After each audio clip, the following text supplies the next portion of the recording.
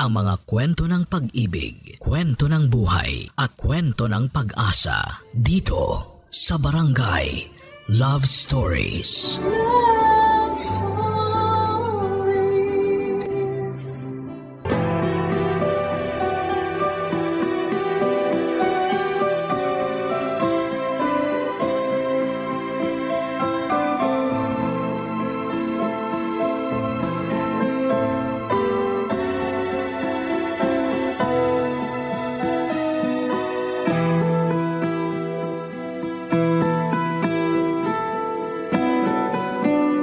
Gaano man kahaba ang pasensya ng isang tao, huwag pa rin natin itong sasagarin.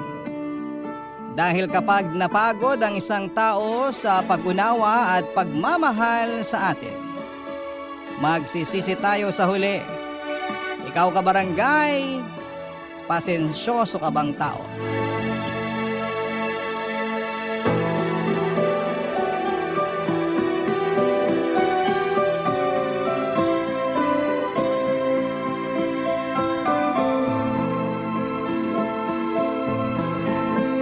Dear Papa Dudut, lahat naman siguro tayo ay dumaan sa pagiging tanga sa pag-ibig, hindi po ba? Pero sa kwento na ibabahagi ko ay iyon na yon ang eksaktong pinagdaanan ko sa buhay. Kaya nga napasulat agad ako sa programa ninyong Barangay Love Stories. Dahil may sa ilang beses na rin po akong nakarinig na mga kwento ng pag-ibig na masasabi kong epic fail ng dahil po sa katangahan.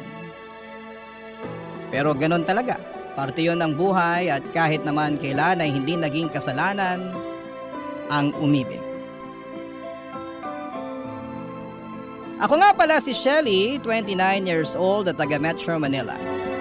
Hindi ko na lamang sasabihin kung saan eksakto at meron akong isang anak na binubuhay ko sa pamamagitan ng pag-online selling. Bago pa lamang ako sa trabahong ito, magdadalawang taon pa lamang ako rito, pero kumikita naman ng disente at nasusubaybayan ko pa ang paglaki ng aking anak. Importante para sa nanay na katulad ko, na matutukan ang anak ko dahil mahal na mahal ko siya. Dalawa na lamang kasi kami sa buhay, pero noong mga panahon na yon ay meron pa namang siyang tatay. Ang dati kong kinakasama na nagngangalang Junior Papa Dudut.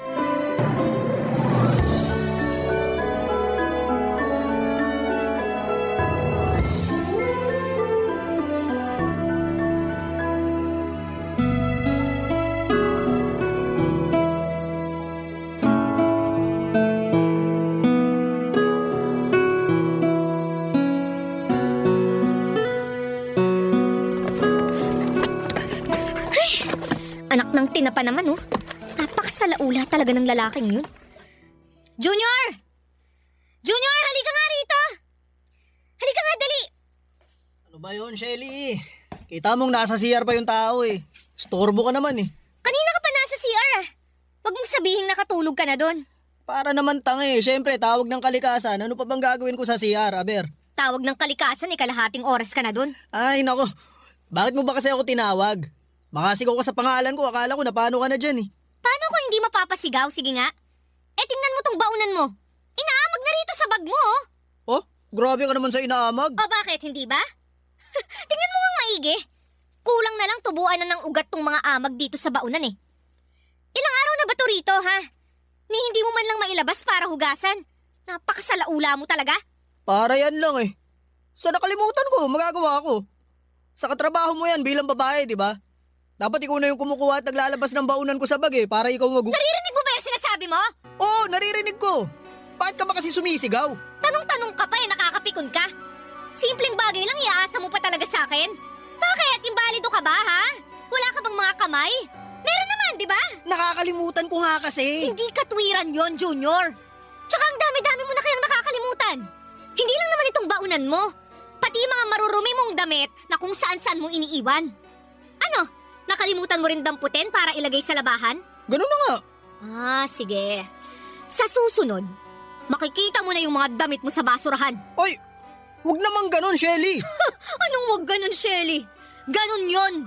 Kasi, iisipin ko na ayaw mo na sa mga damit na yon kasi iniwan mo lang kung saan-saan. Kaya itatapon ko na.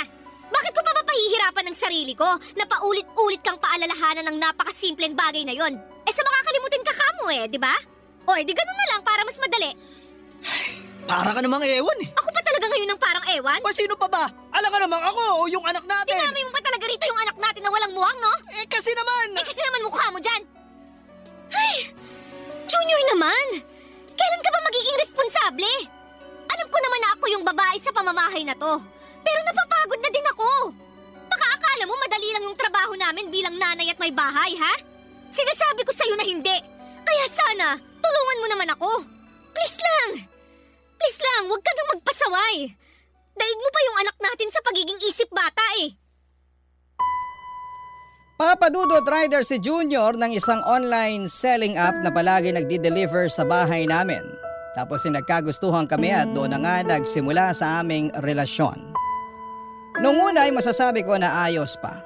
Kumbaga spoiled ako kay Junior, prinsesa ang turing niya sa akin. Ngunit noong nabuntis niya ako at nagsama sa isang bubong ay doon na nagbago ang lahat. Hindi naman sa sinisiraan ko ang dati kong kinakasama pero nang dahil sa pag-live-in naming yon, ay higit ko siyang nakilala. Kung ano ang ugali niya, paano talaga siya manatili, mga gawi, at napatunayan ko na hindi pala talaga siya perpekto. Gwapong-gwapo kasi ako sa kanya noong nililigawan pa lamang niya ako. Siyempre pabibo ang loko pero nasa loob pala ang kanyang kulo. Laki tuloy ng pagsisisi ko na nagpabuntis ako sa kanya. Pero hindi pa rin doon natatapos ang kalbaryo ko. Dahil may pagkasumbongero rin si Junior. At ang lagi niyang pinagsusumbungan ay walang iba kundi ang nanay Roning niya, Papa Dudut.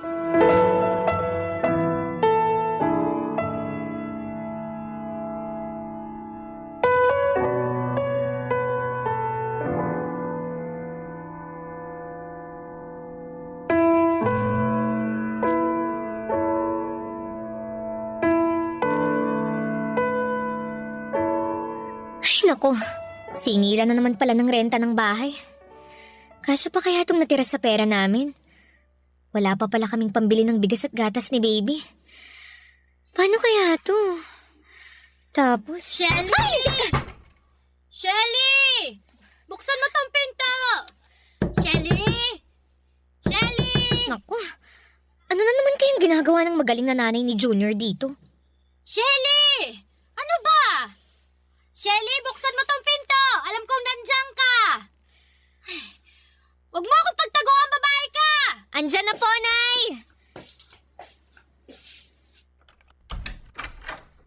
Buti naman pinagbuksan mo na ako ng pinto, ano? Akala ko aabutin ka pa ng siyam-siyam eh. Magandang umaga rin po, Nay. Walang maganda sa umaga, ha, Shelly? Ikaw talaga na babae ka, no? Akala mo kung sino ka umasta eh. Namumuro ka na talaga sa akin. Bakit na naman po? Ano pong ginawa ko sa inyo? Sa akin, wala. Pero nagsumbong lang naman sa akin ang pinakamamahal kong si Junior na inaway mo na naman daw siya. Dami mo raw sinabi sa kanya. Tinawag mo siyang tamad at salaula. Pati ba naman po yun? Sinumbong pa talaga niya sa inyo? O kanino pa ba magsusumbong ang anak ko? Sa akin lang naman kasi akong nanay niya, hindi ba? Alam ko naman po yun, pero... Peruhin mo mukha mo. Ano? Hindi mo ba ako papapasukin? Dito mo na lang ako sa labas kakausapin, ganon. Kahit kailan talaga napakabastos mong babae ka. Pasensya na, Nay. Hindi ko na kayo naalok na pumasok sa loob eh. Kayo kasi, tuloy-tuloy salita nyo. Pasok na po kayo. At baka mapagkamalan pa tayo ng kapitbahay na nag-aaway. Pabayaan mo sila na pagkamalan tayo para malaman nila kung gaano ka kasamang kinakasama. Paano na naman po ako naging masama? Inaapi-api mo lang naman yung anak ko. Hoy, Shelly, kaisa-isang anak namin na lalaki si Junior. Dala-dala niya ngalan ng namayapa kong asawa. Pinalaki namin siya ng maayos, inalagaan ng husto. Ni ayaw ko ngang padapuan sa lamok nung sanggol pa yan eh. Tapos gaganyanin mo lang rito sa pamamahay niyo. Wala po akong ginawang masama kay Junior. Tsaka tama lang naman yung mga sinabi ko sa kanya. Dahil yun naman talaga ang ginagawa niya rito sa bahay namin. Kaya nga ikaw ang babae eh. Dapat ikaw ang pumuno sa pagkukulang ng anak ko. Hindi yung isusumbat mo sa kanya yung mga bagay na yon. Di po ba dapat tulungan kami? Hindi pa ba sapat na nagtatrabaho ang anak ko sa labas? Bakit pagdating dito sa bahay niyo, gusto mo siya pang pagtrabahuin? Eh kung tutusin, gawain mo na lahat yan. Di mo na dapat iaasa sa kanya. Ay, kawawa naman sa iyong anak kong yun. Buti na lang talaga hindi kayo kasal. Dahil kung makamando ka sa kanya, akala mo yata mag-asawa na kayo no? Hoy, Shelly, baka nakakalimutan mo kung saan ka dapat lumugar. Ayus-ayusin mo lang talaga. Papa Dudut, grabe po ang dinanas ko sa kamay ng nanay ni Junior. Naiyak na lamang tuloy ako at nagdamdam dahil sa mga paratang niya at pang-iinsulto sa akin. Doon ko napagtanto na napaka-OA ng damuhong Junior na yon sa mga pinagsasabi niya sa nanay niya. Dahil nagawa niya pa talagang mag-imbento para lalo akong mapasama sa mga magulang niya. Kung tutusin ay hindi yun ang unang beses na nagsumbong siya sa nanay niya. Pero yun ang unang beses na sinugod ako ni Nanay Roning na galit na tipong kita ko na ang ngala-ngala sa kakangal-ngal niya sa akin. At kahit na anong pangangatuwiran ko ay hindi niya pinakikinggan dahil para sa kanya ay kinawawa ko raw ang pinakamamahal niyang anak. Samantalang kabaliktaran noon ang nangyari dahil ako ang mas kinawawa ng kanyang Junior, Papa Dudut. Barangay Love Stories. Barangay Love Stories. Papa Dudut, noong pinagbuntis ko ang baby namin ay kinailangan kong umalis sa pinapasukan kong call center dahil masela ng pagbubuntis ko. At dahil priority ko ang aming baby ay nagpaubaya ako. Sinabi naman din sa akin ni Junior na siya na ang bahala sa lahat ng gastusin ganito ganyan. Oo, naniwala ako pero noong nanganak na ako ay doon na nagsimula ang mga reklamo ko sa aking kinakasama. Hindi niya kasi matagalan ang pag-aalaga sa anak namin. Kesyo maingay dahil pala iyak, natural sanggol yun. Gusto ko sana siyang supalpalin ng tanong na hindi ba siya dumaan sa pagkabata kaso ay hindi ko na sinabi dahil baka maging mitsa lamang yon ng mainit-init naming pagtatalo. Tsinaga ko na lamang ang ginagawa ni Junior at umasa na magbabago siya. Nang tumungtong na sa 2 taon ang anak namin, buong akala ko ay magiging responsableng tatay na si Junior pero lalo lamang siyang naging pabaya, Papa Dudut.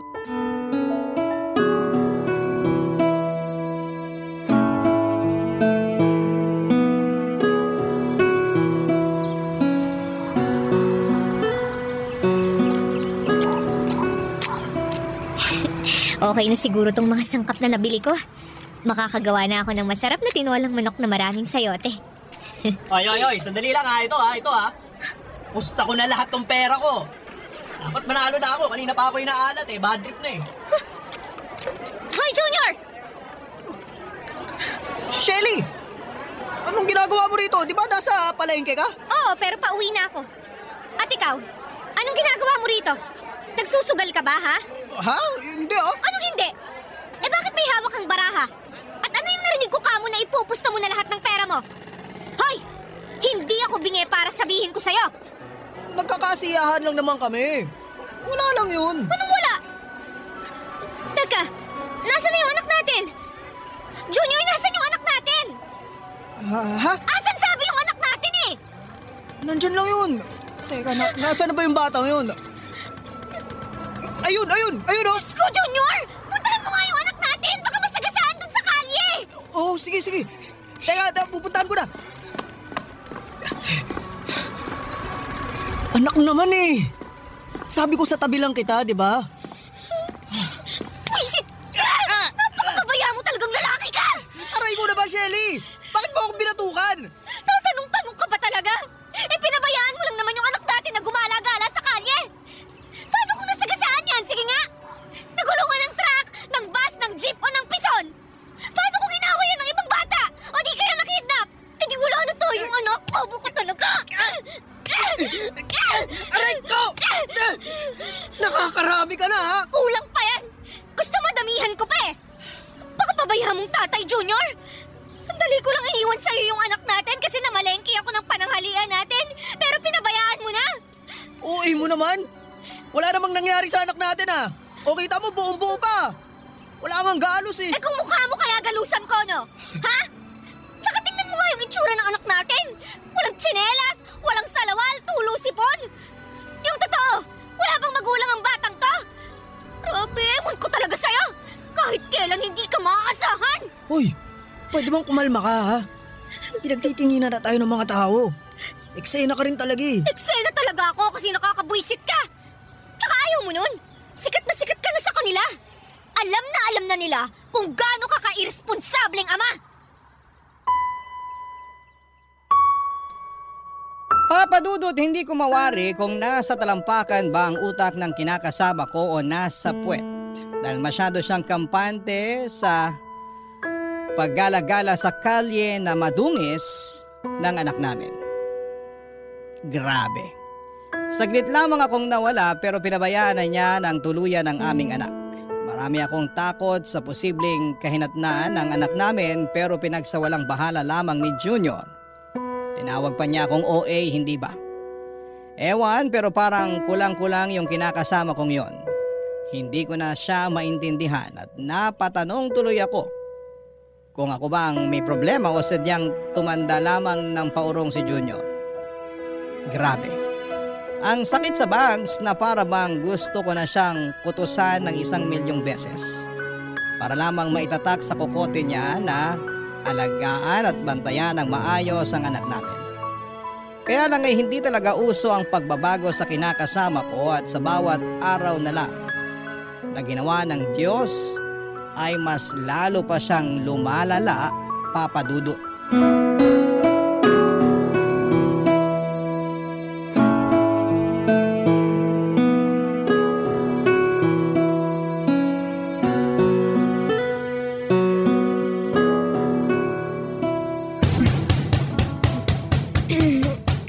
Ano ba yun? Bakit ang ingay naman? Shelly! Shelly, papasukin mo na ako!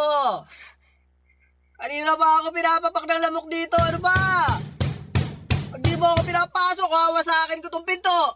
Isa! Dalawa! Wisit talaga kahit kailan. Andyan na! Pag muwawa sa akin ang pinto, kung di mukha mo wawa sa akin ko! Tatlo! Ayaw mo talagang buksan, ha? Sige, ako na lang magbubukas! Ay! Tinamaan ka na naman ng lintik na lalaki ka! Aray! Aray ko, sakit! Bakit mo ba kasi hinahalikan yung sahig? Tumayo ka nga dyan! Teka, lasing ka ba? Lasing ka ano? Hindi ha. Nakainom lang ako. Inabot kayo ng madaling araw. Nasa inuman ka lang palang damuho ka. Alam mo ba na kanina pa ako nag-aalala sa'yo? Ni hindi ka nagre-reply sa chat ko. Sinisin mo lang ako. Ayaw mo rin sagutin yung tawag ko. Sensya na. Napasarap na kami nun eh. Saka ikaw naman, masyado kang istorbo kasi. At ako pa talaga ang istorbo? Sa nag-aalala lang yung tao. Wala ka naman dapat ipaglala. Ito nga, ayos lang ako. Nagkayayaan lang talaga kaming uminom kanina kasi birthday ng tropa namin. Sorry, di ko nasabi eh. Biglaan kasi. Saka teka, bakit ba galit ka? Ako na nga ang dapat galit dito. At bakit naman, ha? Kasi kasi nakakarami ka na ng pagalit eh. Dapat ako naman yung magalit para malaman naman na ako pa rin ang batas sa pamamahay na to. Ako pa rin ang lalaki, no? Ako pa rin ang padre de pamilya rito, kaya ako pa rin ang masusunod. Tabi ka nga dyan! Papasok ako! Ano ka ba, Junior? Saan ka pupunta? Bakit mo binabasag ang mga paso natin? Alam mo, sumusobra ka na, Shelly.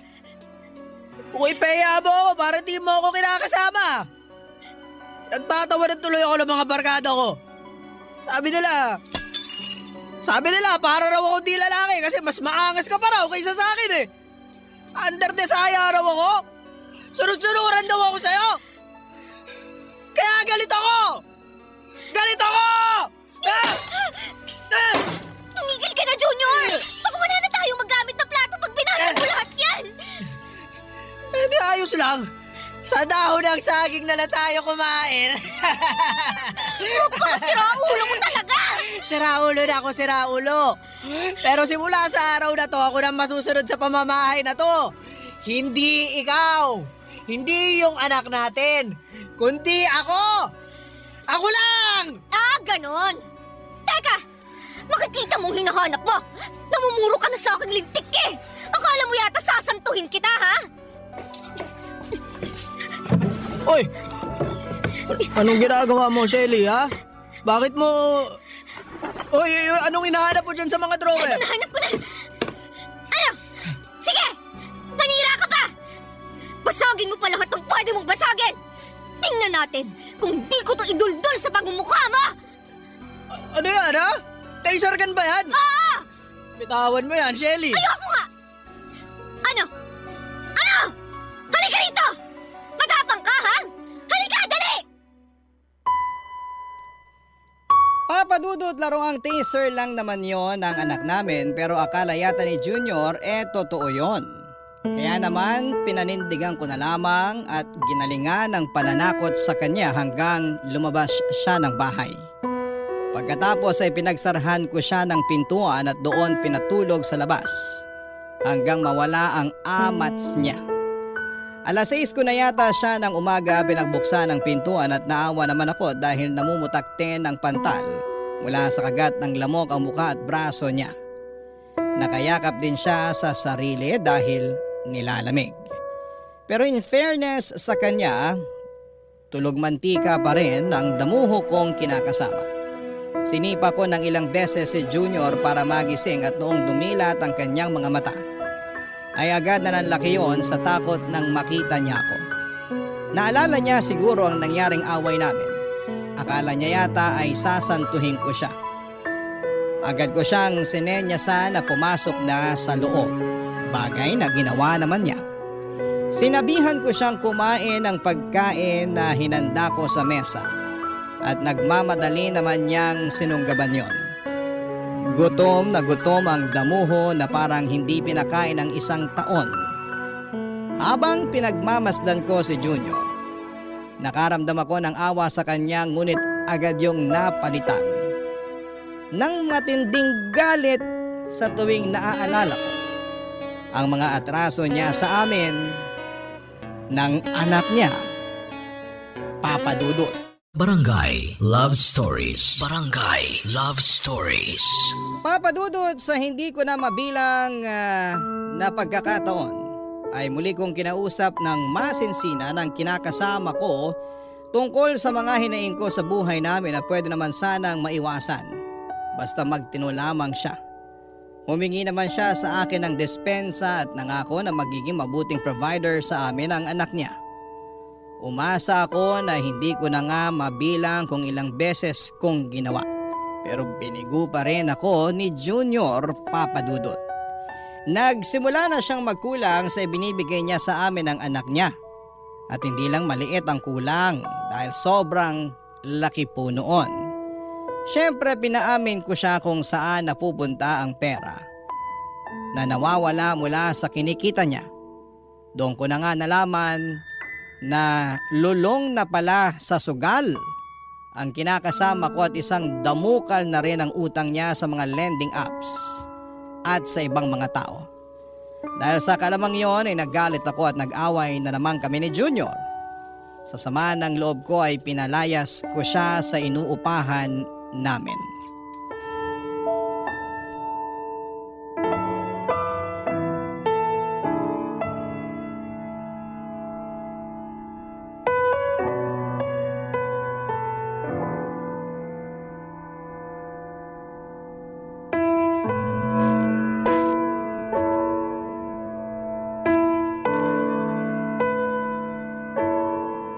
Anong ibig sabihin nito, Junior?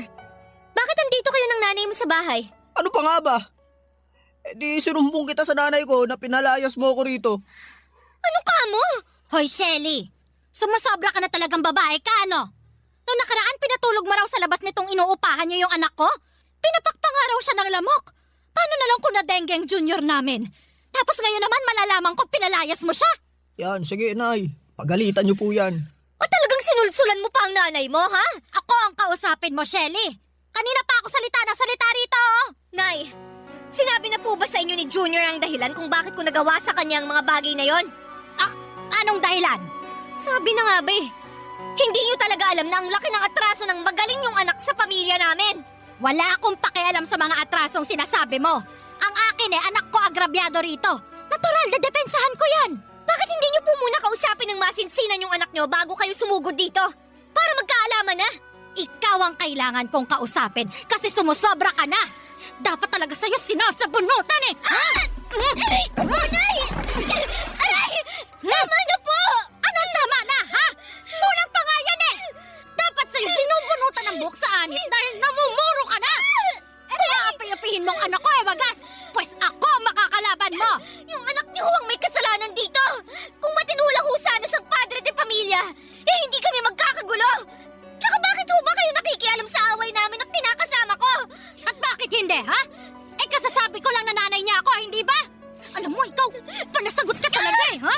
Dapat sa'yo tinuturuan ng leksyon! Aray ko, Nay! Tama na po! Junior! Junior, awanin mong nanay mo! Bahala ka dyan. Inaway mo ako kaya lagot ka sa nanay ko. Anong sinabi mo? Napakadamuho mo talaga! Hoy, Shelly! Hindi mo na talaga nire-respeto ang anak ko, ano? Nakuha mo pa talaga siyang bastusin sa harap ko? Para sa kaalaman mo, hindi ko dinala sa sinapupunan ko ng 9 na buwan ng anak kong yan at isinilang sa mundo para api-apihin lang ng katulad mo! Hindi ko naman po inaapig si Junior! Tsaka away ho namin tong dalawa! Dapat labas na po kayo dun, Nay! Matatanda na po kami! Huwag na ho kayong makisali! Anong matanda? Para sa akin, baby ko pa rin si Junior at walang sino man ang pwedeng umapi sa kanya. Kahit ikaw na kinakasama lang niya!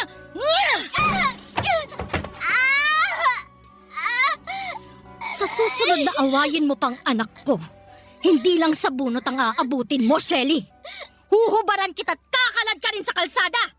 Sisiguraduhin kong mapapahiya ka sa buong barangay. Tandaan mo yan! Papa Dudut! Ni sa hinaga ay hindi ko akalain na pagtutulungan ako ng mag-ina. Parang sa mga teleserye ko lamang napapanood ang mga ganong klase ng mga eksena. Dahil sa nangyari ay nasaktan po ako. Hindi ko akalain na ang away namin ang kinakasama ko ay makakarating sa nanay niyang basag gulera. Lalo ko lang tuloy napatunayan kung gaano kasumbongero si Junior. Kaya nga simula noon ay iniwasan ko na muna na mag-away kami. Hindi ko rin kinausap si Junior dahil na-stress lang talaga ako.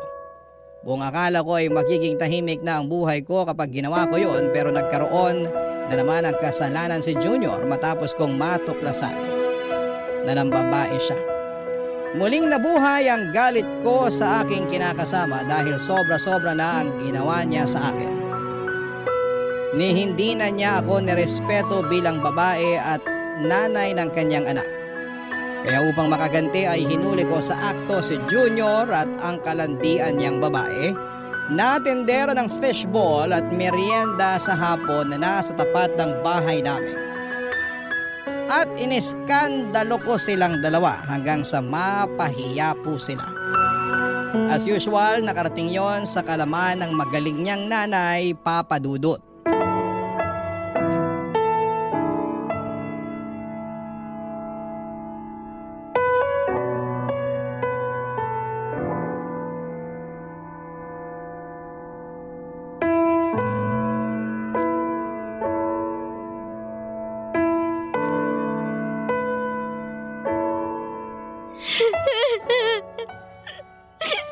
Ano na naman bang ginawa mo, Shelly?